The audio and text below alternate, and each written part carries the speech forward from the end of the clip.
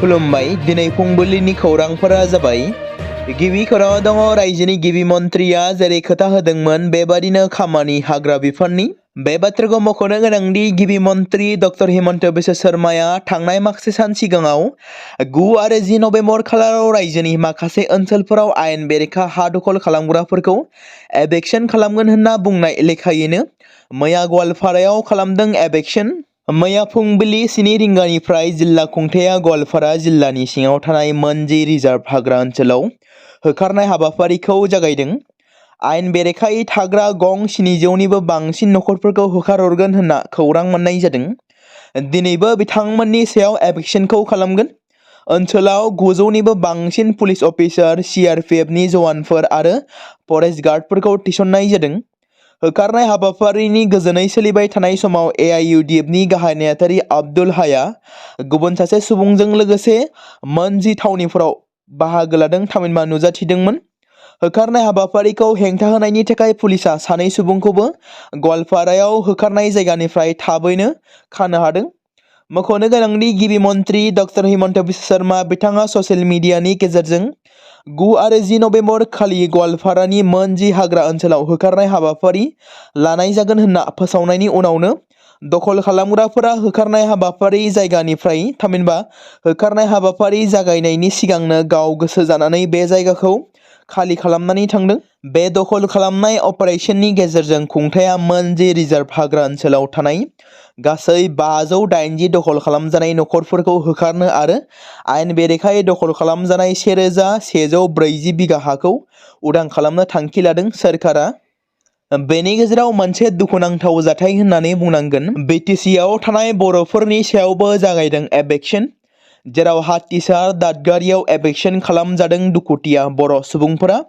चिरां जिल्ला रुनिकाटा रेन्जनि सिङाव थानाय भारत भुटान सिमानि हाथिसार दादगारि ओनसोलाव सोलिदों एभेक्शन खालामजानाय दुखुथिया बर' सुबुंफोरा गोबां दुखु मोननाय फोरमायदों। लोगोसे बेबादि इनाय खालामजानाय दुखुथिया बर' हिन्जाव एबा बर' आइजोफोरा दुखु मोननाय फोरमायदों। थारैनो बर' एबा ट्राइबेल सुबुंफोरनि सायावबो सोरखारा एभेक्शनखौ खालामदों नामा? बे मोनसे गेदेर सोंलु जानानै फैदों, जेराव एभेक्शन खालामजानाय दुखुथिया नखरफोरा दुखु मोननाय फोरमायदों। क'क्राझारनि कारगावआव फोथायथावै मोनसे जाथाय सोमजिदों। आथिखालनि बिगियान मुगायाव बेफोरबादि जाथायखौ सुबुंफोरा फोथायनो गोब्राब मोनो। फोथायनो गोब्राब मोनोब्लाबो नाथाय फोथायनो गोनां जानानै फैदों ओनसोलनि रायजो राजाफोरजों लोगोसे पुलिस प्रशासननि सोद्रोमाफोराबो। बे सोमोनांथाव जाथाया जादों क'क्राझार सहरनि साखाथियाव थानाय खोला कारगाव गामिनि थागिबि दिपेन नार्जारि आरो जया नार्जारिनि नखराव, जेराव थांनाय फेब्रुवारि दाननिफ्रायनो दिपेन नार्जारिनि न'आव जिरायनाय गैयाजासे सोमोनांथाव हरनि समाव अन्थाइ खुबैनाय जाथाय जाबाय थादों। सहायथावै अन्थाइ खुबैनाय जाथायनि सायाव गोबां नायबिजिरब्लाबो जेबो रोखोमनि फोरमान मोनैयाव अजा एबा गुरुफोरनि हेफाजाबै फुजा फाथाल होनायनि गेजेरजों 8 दानसोआ गैया जादोंमोन। नाथाय दुखुनांथाव बाथ्रादि बे रोखोमसे जाथायानो थांनाय बुधबारनिफ्राय फिन आरोबाव गिथाव महर लाफिनदों होनना भुगिनांनाय नखरा फोरमायथिदों। जाथायनि आबुं बाथ्राखौ मिथिनो थाखाय नखरनि सोद्रोमाफोरा माखासे बाथ्रा फोरमायथिदों। बे जाथाया मोनसे गिथाव बाथाव होननानै बिथांमोना बुंदों।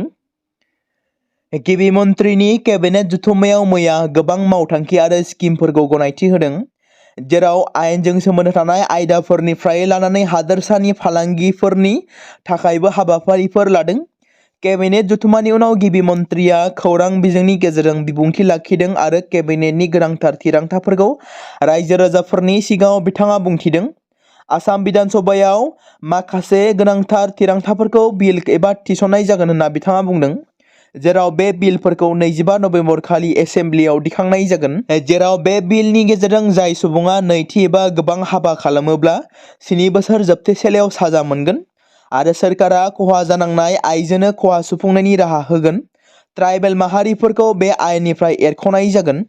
गुवाहाटी गोजौ बिजिरसालिनि थाखाय गोदान बिल्डिंखौ लुफुंनाय जागोन। बेनि थाखाय सोरखारा 100 बिघा हा आवग्रिनानै लादों। गिबियावनो केबिनेटआ बे थांखिनि थाखाय 478.78 लाख रांनि रांखौ गनायथि होदों।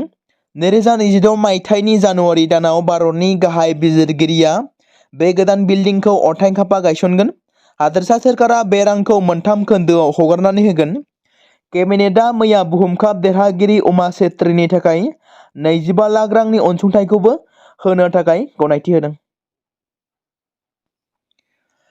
टाइ आहम युवा परिषदजों लोगोसे मोन 6 टाइ आहम आफादफोरजों लोगोसे मैया 10,000निबो बांसिन टाइ आहम हारिनि सोमावसारगिरिफ्रा टाइ आहम हारिनि थाखाय फारिलाइ हारिनि गनायथि दाबिनानै आरो एसटिनि थामोनथाखौ मोननो थाखाय 315 हादोरारि राजा लामाजों मार्गेरिटायाव थानाय सुकापा मुसुखा थावनिनिफ्राय गोबां हान्जा सुरनाय हाबाफारि लादों।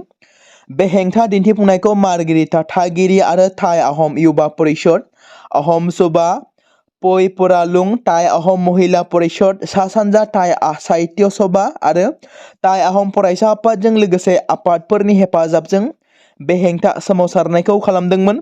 सोमावसारगिरिफ्रा 315 नं हादोरारि राजा लामा सेरनि सुकापा मुसुखा थावनिनिफ्राय जयै हान्जा सुरदोंमोन, जायनि जाहोनाव सा मार्गेरिटा थाखोआव मोनसे हेंथा जथुमायाव बिथांमोना जोबहोदोंमोन।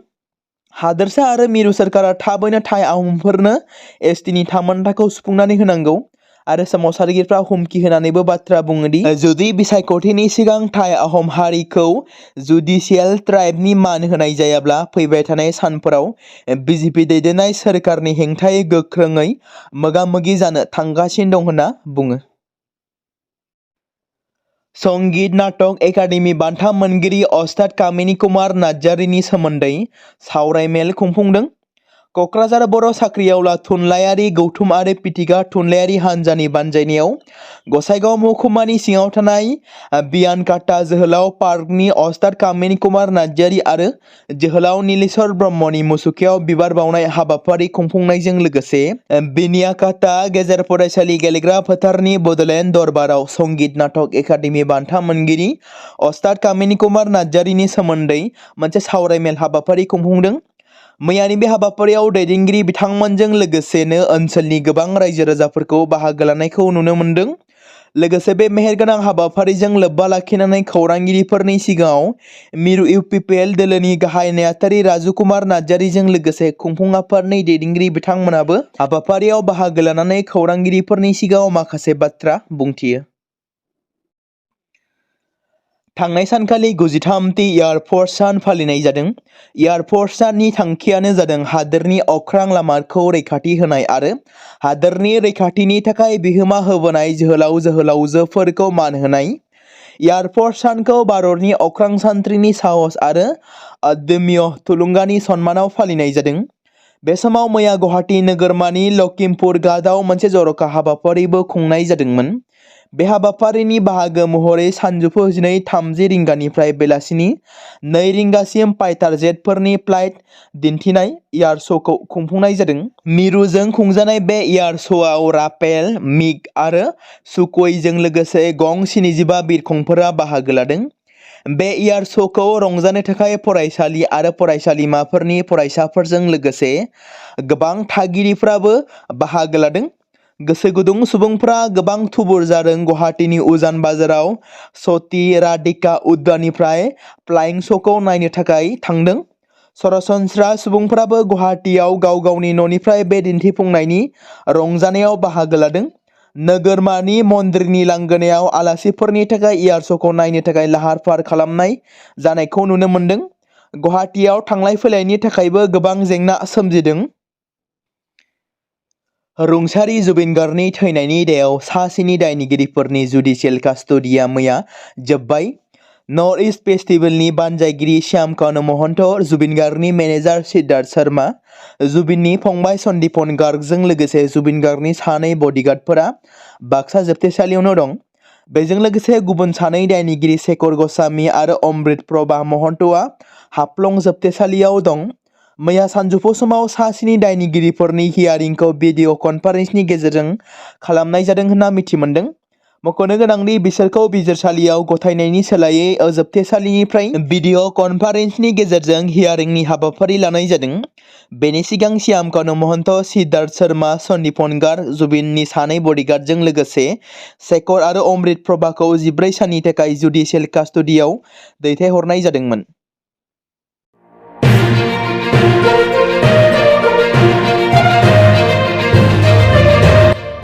खुलुमबाय दिनै मोनाबिलिनि खौरांफोरा जाबाय गिबि खनाव दङ थारैनो बिटिसिजों लोगोसे आसाम रायजोआव मा जानो थांगासिनो दं।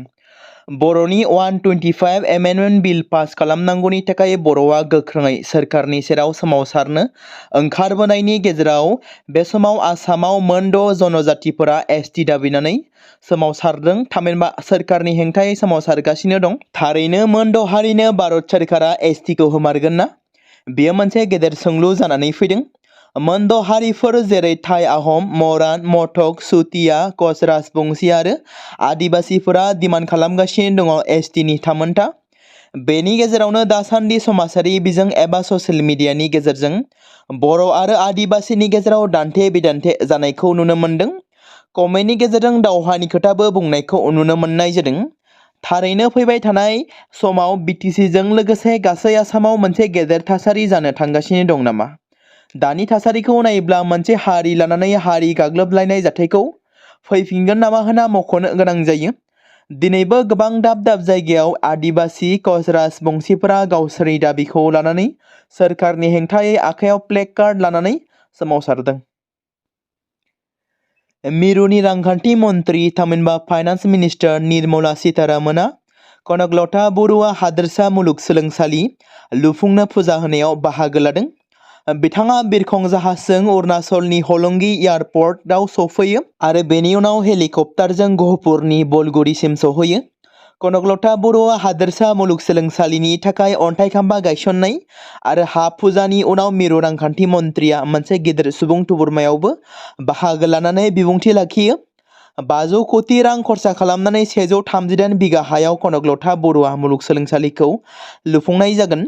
बे हाबाफारियाव गिबि मन्त्रि ड हिमन्त बिश्व शर्माजों लोगोसे सोलोंथाइ मन्त्रि ड रनज पेगु, रायजोनि रांखान्थि मन्त्रि अजन्ता नियक, अशोक सिंहल, एमएलए उत्पल बरा, दिगन्त गाडवाल, एमएलए प्रमद बरताकुर, एमपि रन्जित दत्त आरो मुंख्लं कनकलता बरुवानि नखरनि बाहागिफोरजों लोगोसे गोबां सुबुंफोराबो बाहागो लादोंमोन।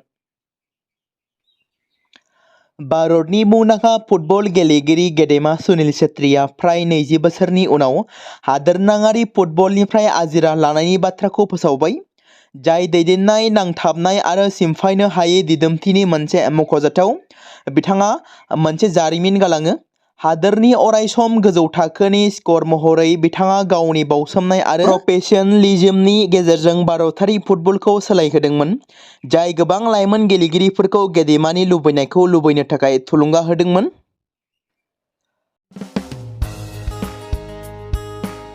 बे समाव मोनसे गोनां फोसावथाय बर' सावथुन नायनानै मोजां मोनग्रा गासै बर' रायजो राजाफोरनि गेजेराव लानानै फैदों मोनसे बर'नि OTT प्लेटफर्म गोनां, जाय प्लेटफर्मनि गेजेरजों नोंथांमोना बर'नि गोदान गोजाम सावथुनफोरखौ नुनो मोनगोन।